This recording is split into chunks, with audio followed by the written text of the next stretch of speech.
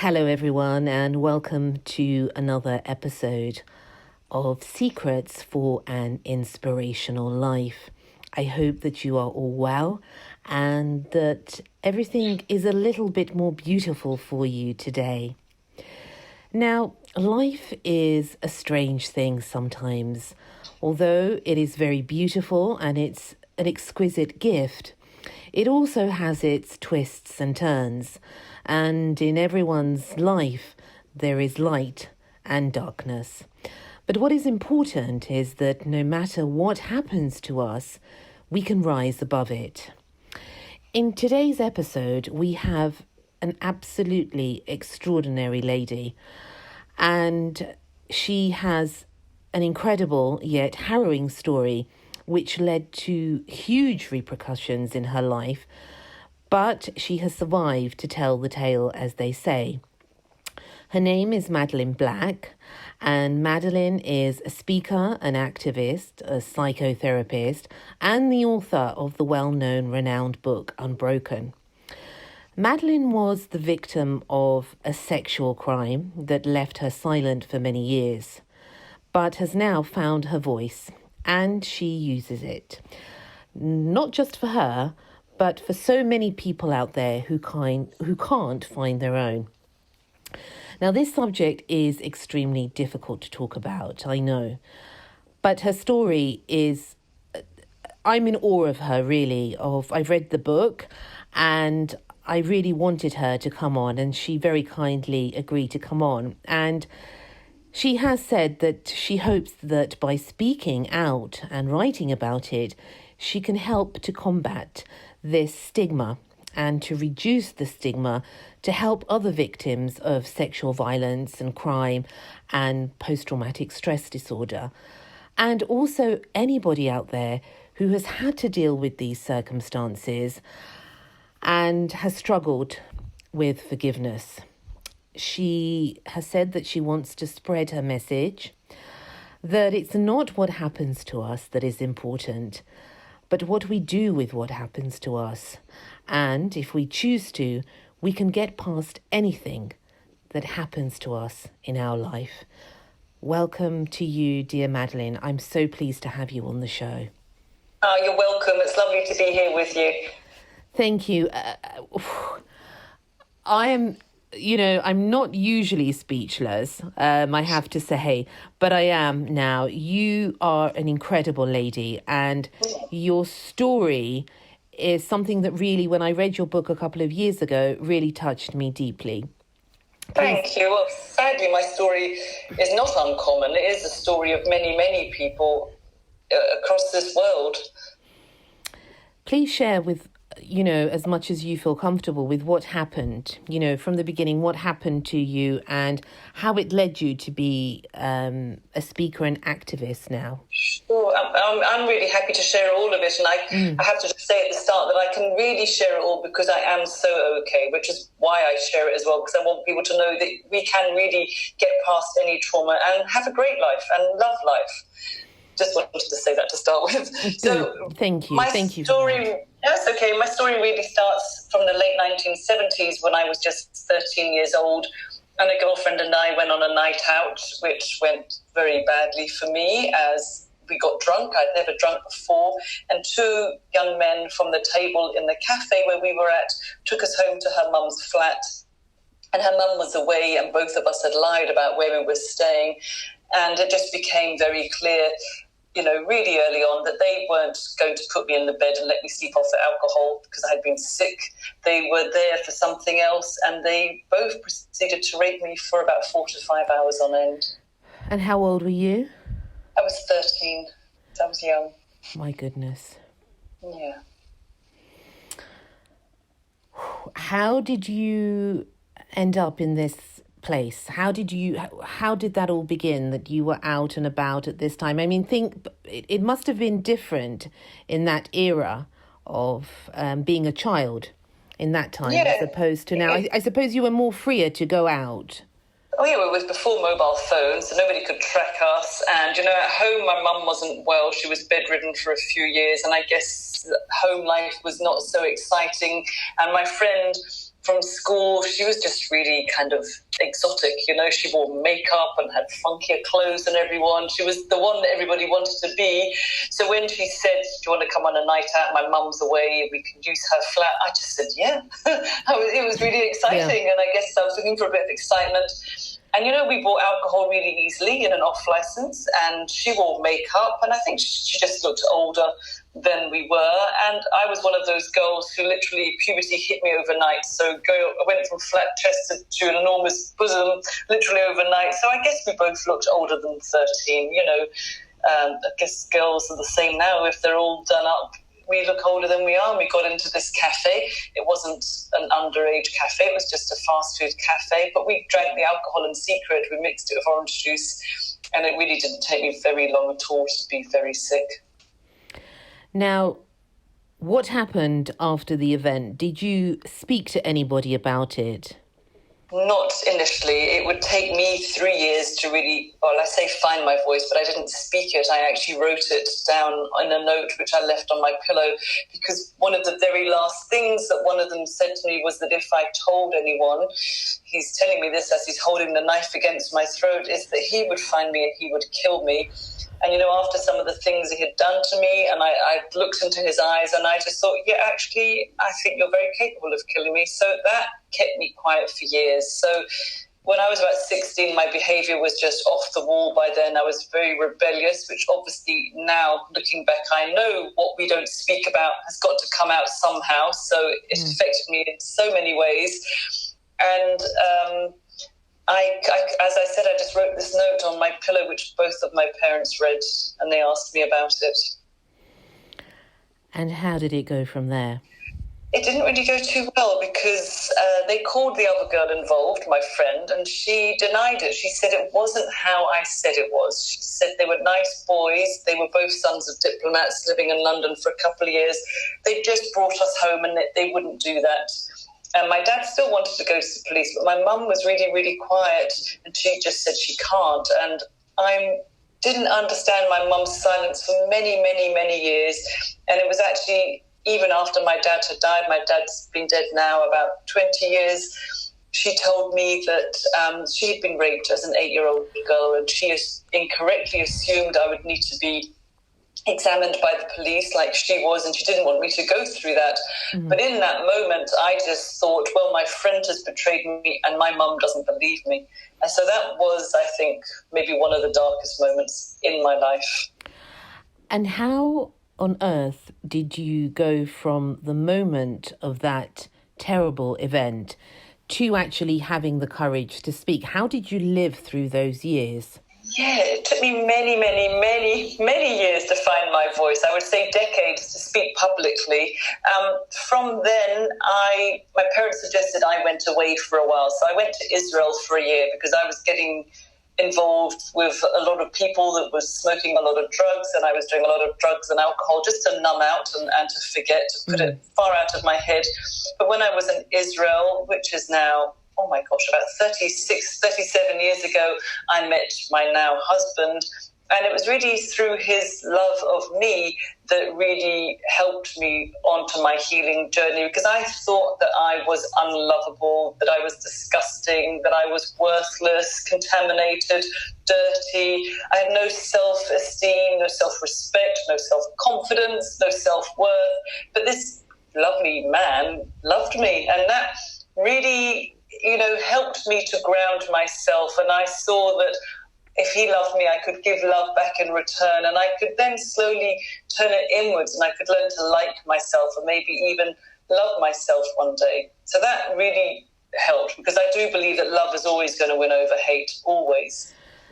Now, you lived through those years, and then you gave the note to your parents. And was it after that you started the rebellion? Because I read that after that, you had 3 more incidences. Is that correct? I did, and it was only actually when I wrote my book that I thought these other events, I thought about them more deeply, and I realized that they were rape. I had so many side effects. I had depression, anorexia, I was suicidal. I ended up in a children's psychiatric ward for a couple of months. I had fears, phobias, and I became really promiscuous as well when I was drinking and doing lots of drugs. And I just put these other incidents down as bad sex. That's all I thought they were.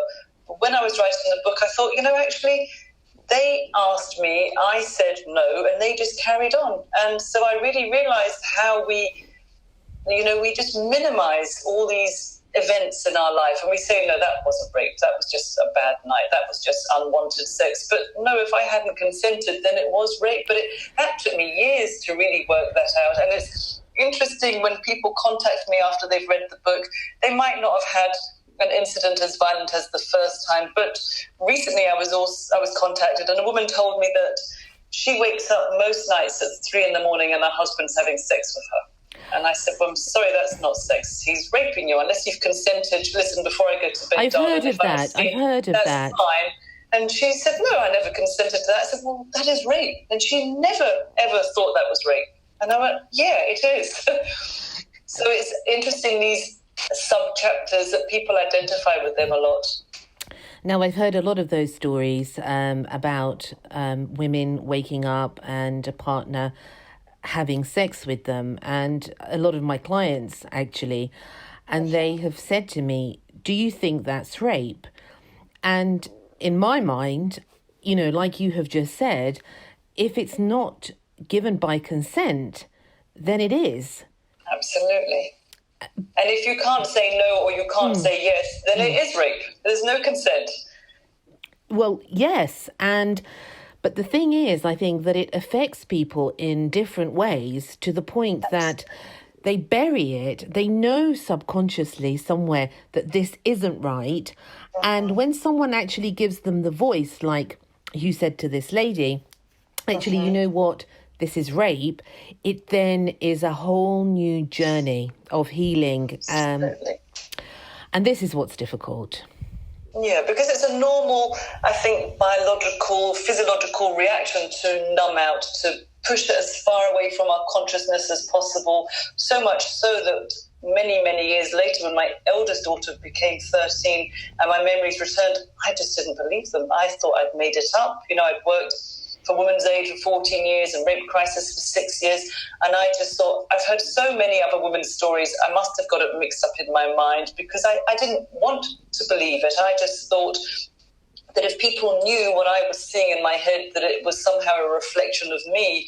But now I know that was just my shame speaking to me. That was just my trauma speaking to me.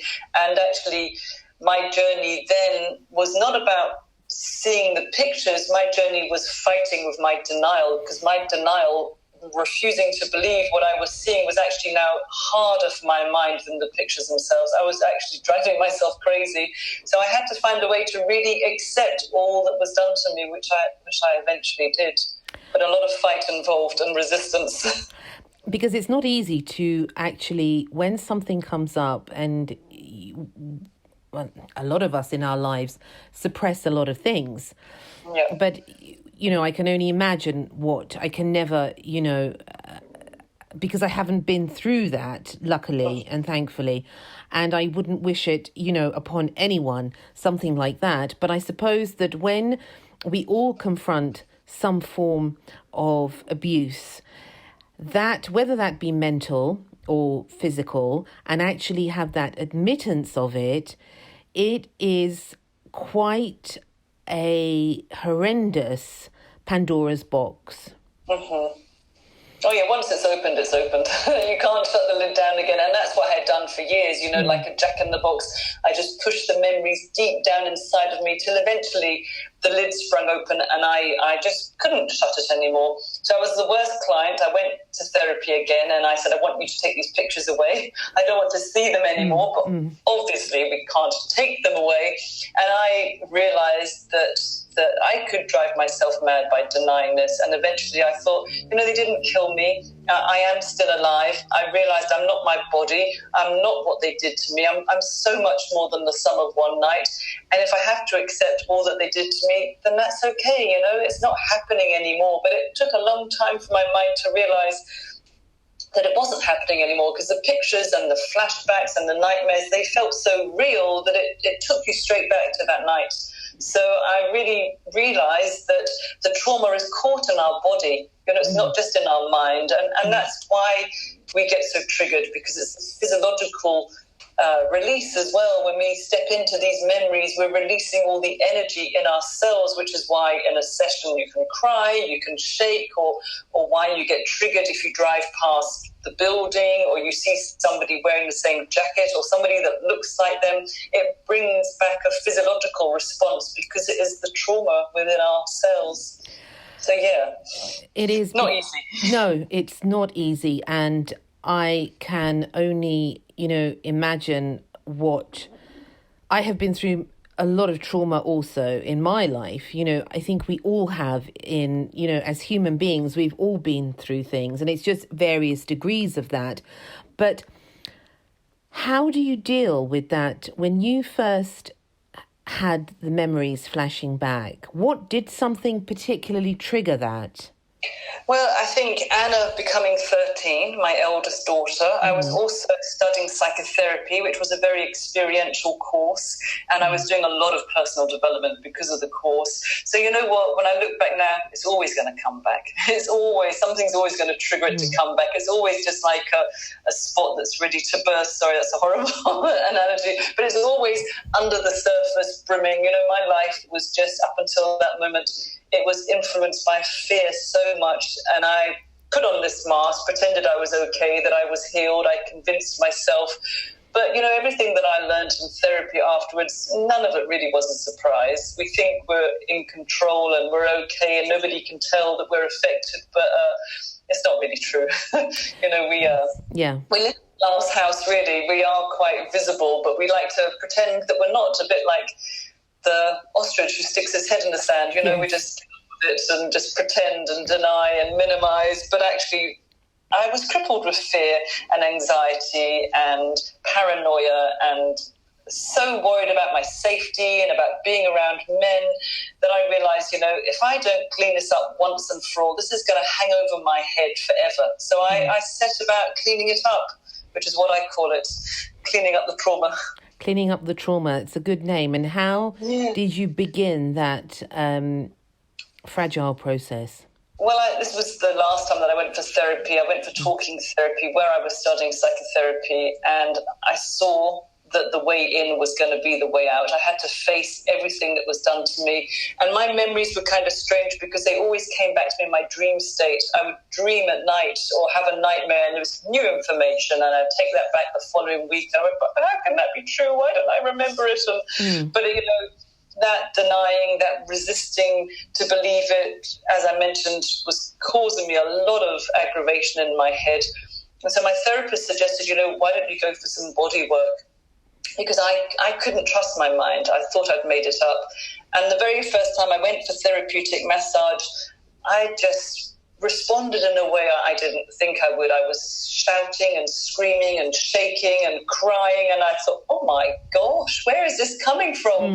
Then I saw the link between our body and our mind, how much is held in our system, and it actually, as embarrassing as it was for me, because I was a shy English woman, it really helped me to see I can't make my body respond like that on purpose. There's no way I would want to cause a scene like that. So it actually showed me that is the trauma speaking.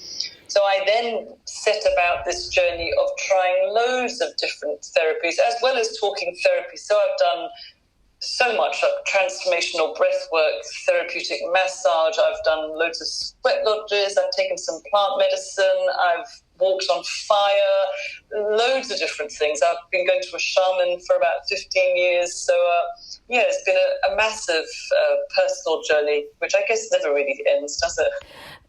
I think it's a lifetime. I think it's our whole life is the journey. It's eternal.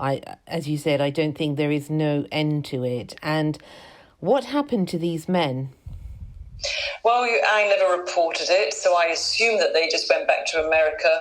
But I used to have a lot of dreams, and I dreamt for a long time that one of them died on his own knife and one of them was in prison. And I didn't know if this was true or not. And when I was worried about my memories. Could I trust them? I tried many things. And I went to see a woman who was a medium. Whether you believe it or not, I don't know. And she started to tell me details of things that I saw, but I hadn't actually vocalized them yet. So specific injuries to my body. And that blew me away. And very near to the end, she said, one of them has been stabbed with his own knife and one of them is now in prison. And I went, okay, this is very interesting. Okay. So I don't know whether these dreams are true or not, or whether that's what happened, because I've never had it actually confirmed. But, I can't imagine life is easy for them. I don't think you can do that to another human being and it not affect you. And that's really when I took that on board, that's when I started to feel compassion towards them, and the idea of forgiveness really came to me, because I thought they have got to live with that. I've done as best as job as I can do at refusing to be identified by what had happened and cleaning up as much as I can. But yeah, I think to live with what you do to someone else is tough. It's really tough. I think that can be a hell in its own right. Yeah, absolutely. And naturally, many people would want to seek revenge. Well, you know what? If I sought revenge, would that just not make me as bad as them? If I wanted to harm them in some way, I just think I would be just as bad as them. So, I was angry and full of hate and revenge for years, and I did fantasize about somebody taking them to an empty flat and doing the same to them for 4 or 5 hours so they could get it, that it doesn't last for one night. It lasts a long time, the impact of rape. But then I just thought, well, they don't know that I'm full of anger. It doesn't impact on them in any way. I'm only harming me, my husband, and my children that I struggled to have for years.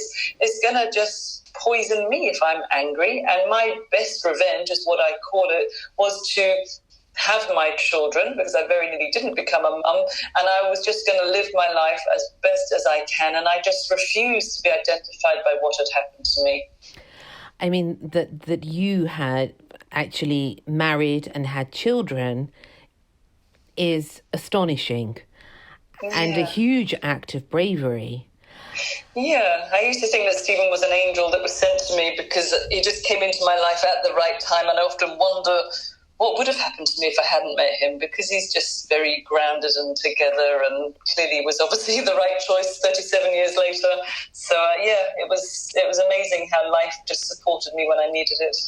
And did you have the therapy and all the help prior to meeting your husband?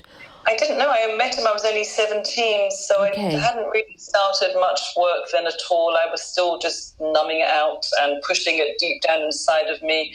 But obviously we got engaged and married, and he knew initially I wasn't going to become a mum. I told him I couldn't do that because I thought it was going to be like being raped again, and I was just terrified of the idea of it. And obviously, I reversed that decision. He just thought out loud one day, how about starting a family? And I was ready to say, I can't. But then I thought, if I don't, then they've won. And I don't want them to have control and power over my life. They don't even know they have control and power if I don't become a mum. They've got no idea. And that's when I came up with this plan, My Best Revenge. And I've always just lived to my best revenge, determined to enjoy my life. It's an amazing, it's really, truly from my heart, it is such an amazing story of real tragedy, but how you've overcome it. And your ultimate act of courage was forgiveness. Yeah. How did you do that? Well, I call myself an accidental forgiver, to be honest. I never, as I said, intended to forgive them. I was so full of anger. I mean, I was bitter and sarcastic. I don't recognize that person that I used to be. I was horrible. But near to the end of my 3 years of therapy, my therapist, Ron, turned to me one day and said, maybe these guys weren't born rapists. And I just was so angry at him for saying something so outrageous to me. But it really got me thinking, and I just found myself on this path of inquiry, wanting to understand, how can two guys, maybe they were 17, 18, how did they know to be so violent towards another human being? And I just really wanted to understand. He planted the seed in my head, which just grew and grew. And I I really do believe that we are all born a blank sheet, that we all come into the world innocent babies, but we get corrupted and conditioned by life. And I wondered what they had seen or heard, or maybe even had done to themselves that made them choose to behave that way with me.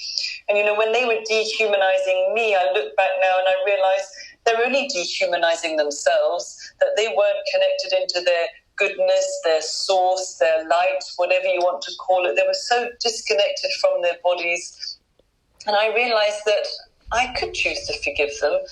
And forgiveness to me is about understanding their humanity, but also it was for giving me a better chance. And I didn't really need them in a meeting to tell me that they were sorry. I could make that decision quietly, personally, inside my heart. And I don't preach forgiveness, that everybody has got their own way to heal. I'm not saying that you have to forgive in order to heal, but it really just helped me to cut those chains that literally tied me to the past, held me down, and it set me free. It really was my key to freedom. It just allowed me to let go of all of the anger and bring in huge understanding and compassion. So, it was always for me. It was never about them. And, they say, there's a famous viewpoint on this, but I really believe it. And it's, if you hate something, you tie yourself to it. Absolutely. And I was chained to my past. And now I'm just like, it doesn't hold me back in any way. I'm so free of it. And it's very odd, I would never wish it on anyone because it wasn't very pleasant, obviously. But I don't think I would undo it if I was able to, because it has taught me so much. It's shown me that I don't have superpowers. I'm not superhuman. We all have this ability for choice. And we all have the ability to tap into our resources, my strength, my courage, my resilience. That is within everybody. So we all have that inside all of us, and we are so much stronger than we think we are. Now, I know you do a lot of work for people that have gone through harrowing things like yourself, and you are a motivational speaker as well. Is that right? It is, yeah. So about a year ago, I made the decision to stop working as a psychotherapist because I was being asked to speak more and more, and I put all my energy into focusing on speaking. Obviously, as we speak now, this is COVID-19, so the speaking world has changed a little bit, but I will always find a way to share my story, whether that's online or just writing blogs or through books, book events, online events.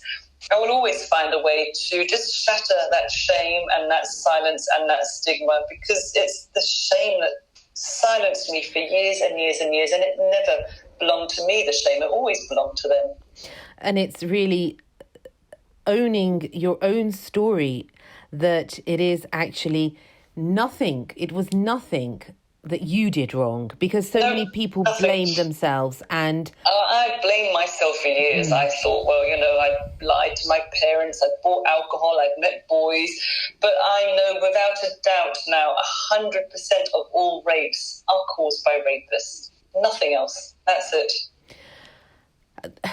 How has your journey been with talking to other people that have actually gone through all of this and can't find their voice yet?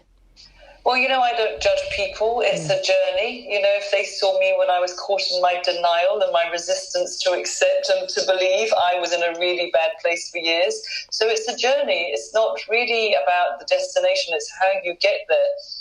If I could go back in time and tell myself just to get out of the way of myself, it would be a lot quicker and cheaper. But that was part of my journey, so there'd be no point in doing that. Everybody has the capacity to improve on where they were yesterday. We all have that capacity within. So it's just really facilitating that. Oops, sorry, dog's going mad now. Okay. Somebody will get the dog.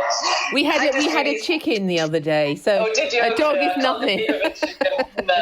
No better than a mad dog. I just facilitated their journey and watched them. And people always amaze me. People, when they started where they were at, and when they finished their therapy, they would say, I can't believe that I feel so different. I never thought I would get past this.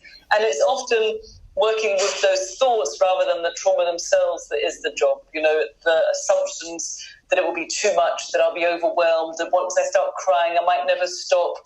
These are the things that we have to really work out before we take that journey. But I'm always alongside someone, and I always say, if it gets too much, you put your hand up and we stop. And I'm always very, very clear every step of the way that they want to go ahead, and often they do. So, yeah, I'm amazed at people's resilience. The human spirit is remarkable, isn't it, Madeleine? Absolutely. I think we are designed to survive, and not just survive, but to thrive. That's within all of us. Even after your horrific trauma and, what happened with you and that you were raped and with all of those repercussions that came after it. Mm-hmm. In fact, somehow, if we're trying to look at something that is, good in something that is so evil, your compassion and your forgiveness and your love is something that is now helping thousands of other people, isn't it? I hope so. I realised that my voice is now my strength, and it was somebody else speaking out really that helped me find my voice, and I just intend to pay that forward. I realise that a lot of people can't find their own voice yet. So every day since the virus, we've been in lockdown, I just hop onto Facebook and do a Facebook Live. And somebody messaged me the other day and said, I can't like or comment anything that you say because then my family will know I've liked the page of a survivor that maybe I've been raped too. And I just think it's really sad that there's so much shame around. But even the fact that this person sent me a message is still a way of connecting. I would never obviously name them publicly, but it just shows you how hard it is to break out of this shame. It's tough, but I think the more people that speak out and show people that you can have this thing happen to you and you can come out of it really okay and have no shame, because I don't care who knows anymore, which is so different to how I used to be. I think it gives people hope, that's my intention anyway. And it opens the door, doesn't it, to people opening up and not being hidden, because a lot of things that you hide in the dark, as they say, become worse. Absolutely. It's just to shine the light in those spaces. I've been so lucky. I've been interviewed by some amazing people, and one of them, sorry, no offence to you, was Sir Trevor McDonald. It's hard to compete with him. Well, when we can't. which he was fabulous, obviously, but afterwards, what took place afterwards is even more amazing than meeting him. To cut a long story short, my friend told me, after her mum had heard me on the radio, she told her that she had been raped as a teenager. Her mum was 81 and she ended 64 years of silence. So, wow. Every time I speak, I think of her mum, because we never know the ripple effects of where it goes or who's listening and who might just find the courage that day, because I do believe that courage is contagious. And so I really want to be a courage cultivator to help people find their voice and speak their truth and then live their most courageous life, live the best life they can do. And it takes, someone who's a leader and a light. It takes somebody like you, and it takes somebody with courage, as you say, to give the voice to the other people, and that we are all lights within ourselves. We are, and I feel like I'm just a fire lighter, so somebody lit my fire, and I'll light their fires, and now they'll go on to light fires for other people. So we're all fire lighters in some way. And your way is for opening up people that have been silenced. Absolutely. And it's time. We need people like you, Madeleine, and what you're doing, because so many people, we don't realise, but so many people have suffered like this. Absolutely. And, people that I talk to, even friends, have all suffered in some way. And some of them, clients and people I've met around the world, they have a story. And I do therapy, going back to, that you were talking about massage and how the body, keeps trauma. Yep. And a few years ago, on one of my retreats, and we were doing one-to-one sessions, and I had a lady on there, and I was giving her it's an old Eastern form of cupping. I don't know if you've ever heard of it. Yes, I know cupping. I used to be a beauty therapist a long time ago. Yes. Not the blood release method, but the one using actually the fire to, move along the meridians. And all I did was this cupping session, as all I did, and she began to wail, and I couldn't understand it because she was so together. She had a family. She had 5 children. And I said, what has happened?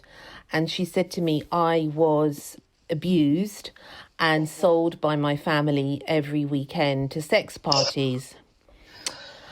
And I said, well, how did this come about? Because, as a therapist yourself, once you open something, that box, you have to be able to deal with that person at that time. You can't just be opening things without having the knowledge to deal with it. And she said it was actually a point that you put the cup on that reminded me something that I had totally forgotten.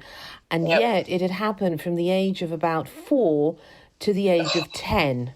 Oh, I've just got covered in goosebumps listening to that. And then we started the healing process because she'd had so many aches and pains and nothing was working, nothing was our working. mind and body are so linked. Yes. So linked. So when you were talking about it, this reminded me of this story because I thought, this is exactly right. We have so many unresolved issues. And sometimes, it's like a plug in a sink. You just have to pull the plug and everything drains. Well, the body remembers, the body definitely keeps the score. It's in there. And it's maybe why some people will get a migraine, some people will go to their stomach. I think a lot of it is linked in emotionally. And definitely for me, I used to go for cranial sacral therapy, and every time I went, I just would be shaking. I would just be trembling and vibrating with fear. And it was just astounded me every time, but it released it, and it was incredible.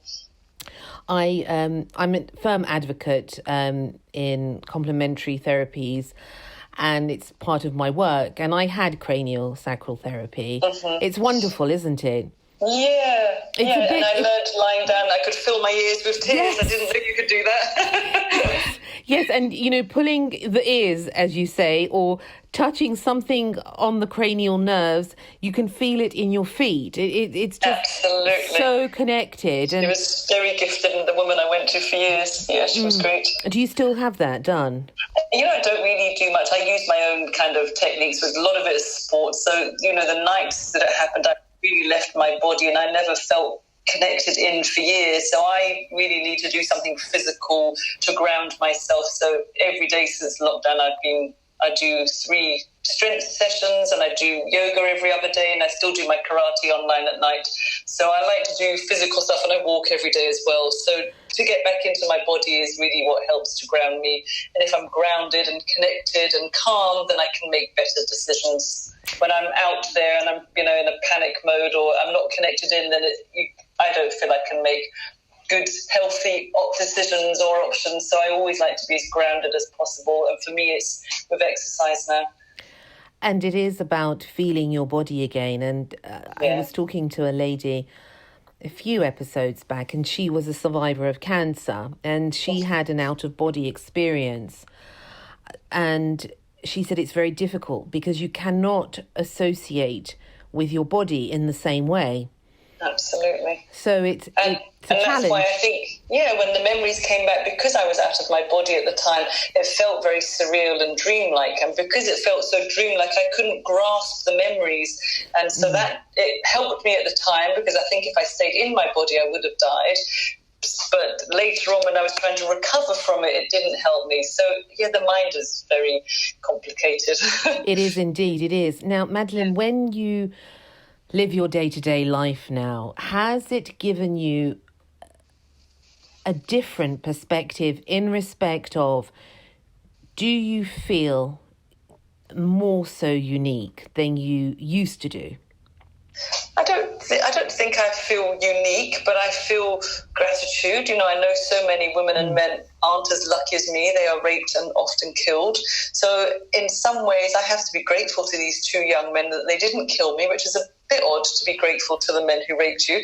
But I do have that a lot, and I do really enjoy my life, and I love my life, and I try to live in the moment as much as I possibly can. I don't really think I am unique, but I guess we all are really, though, aren't we? Yes, we are, and it's what we do with that uniqueness that makes the difference. Now, what are you doing at the moment, Madeleine? I mean, I know we have this pandemic situation, but what is your hope for, hopefully, when this ends? What work are you doing? Well, I was travelling literally around the world speaking, so I'd love for that to happen again, but I don't know whether that will be in physical sense or whether that will just be virtually. But today I was invited to do a webinar at a university in India, so I guess it has its benefits of not being able to travel. You can just go there, virtually as well. But I don't really know what I'm going to do, but I will always speak out in some way or other, whether that's virtually, on the radio, TV, writing another book, or, just posting, blogging, doing my lives. I'll always find a way to speak out and end the silence because I'm just passionate about it. I think it's a wonderful thing to be doing after such what could have been a catastrophe in so many ways, but that you have now gone on to have your own family and, your children.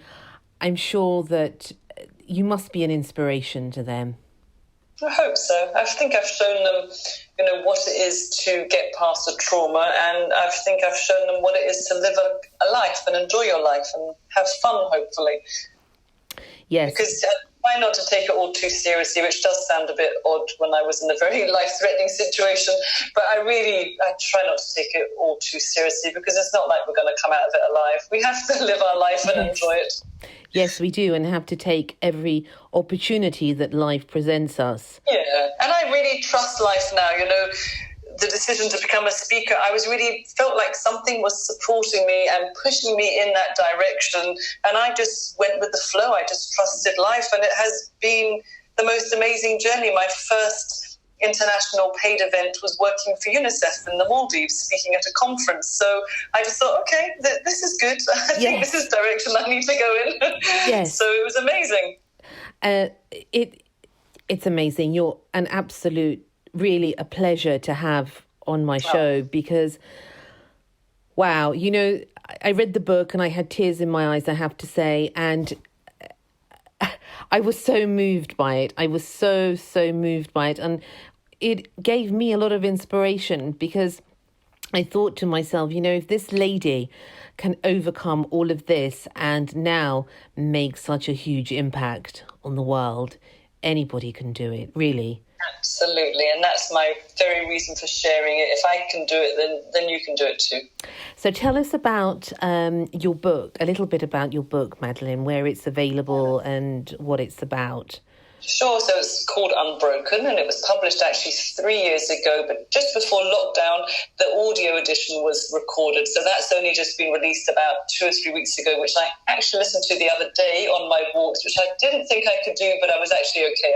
You were okay about it? I was really okay. I thought, well, maybe I'll fast forward a few chapters, but I listened to every single word, and I was really okay. So that was good. But you can buy it on Amazon. And it really is about my journey. So my journey of surviving, healing, forgiveness, transformation and hope. And if people would like to get in contact with you, where can they do that? If they need your help or, whatever they need. Website, madelineblack.co.uk, and I'm on all the social media platforms, so you'll find links on my website to all my social medias. That's wonderful. Now, Madeleine, I always ask my guests at the end, if you were to give the listeners out there, everybody out there, including myself, advice and something that has helped you in your life, what would it be? I would just say that it's never too late to find your voice. When I think of my friend's mum after my interview with Sir Trevor, at 81, she found her voice, and it completely changed her life. So, find someone to speak to. It doesn't have to be a therapist, somebody that you trust. And if you can't find somebody, then write your story down. Stop denying what we know lurks in our shadows and start working it so that you can live your most courageous life. It's wonderful advice, and not easy. But a worthwhile journey, so worthwhile, because we hold ourselves back when we don't speak out. We do, because in effect, we lose that right and that power to our voice. And our voice is really that reflection of our soul into the world, isn't it? Absolutely. Thank you so much, Madeleine, for coming on. You're very welcome. Thank you really from my heart, because, it's a real honour to have you. You're welcome. And I wish you all the very best, always. And thank you, likewise. In all of your ventures, and hopefully we can talk again soon, and you can tell us all about maybe some new ventures that you've got involved in. Sounds good. Thank you, and take care. Lots of love, and lots of love to your daughter as well, who has the same name. Yes, she does. Thank you. Okay, then, take care. See you. Bye. Bye. My goodness. Madeleine Black, what an incredible lady. She is such an amazing soul and so courageous in her battle through great adversity. Really, life is not always easy for any of us, but there is really no need to suffer in silence. And I know it takes bravery and courage to sometimes face things that maybe we have kept hidden even from ourselves. But the only real way to live our life is with bravery. So don't suffer. Don't suffer in silence. If you need help, please reach out. There are so many people out there with experiences, with compassion. For example, Madeleine, get in contact with her if you need to. And there are many, many other places that you can ask for help. Our experiences, as Madeleine says, don't define who we are. It is up to us how we deal with it. So please, dear hearts, be brave. And I'm sending you lots of love wherever you are in the world. And I'm very grateful for your company. Lots of love, and take care. Until next time. Thank you for listening to Secrets for an Inspirational Life, brought to you by your host, Mimi Novic. Please remember to subscribe to the podcast, and see you in the next episode. For more information about Mimi Novic and her books, music, and inspirational work, take a look at her website, www.miminovic.co.uk.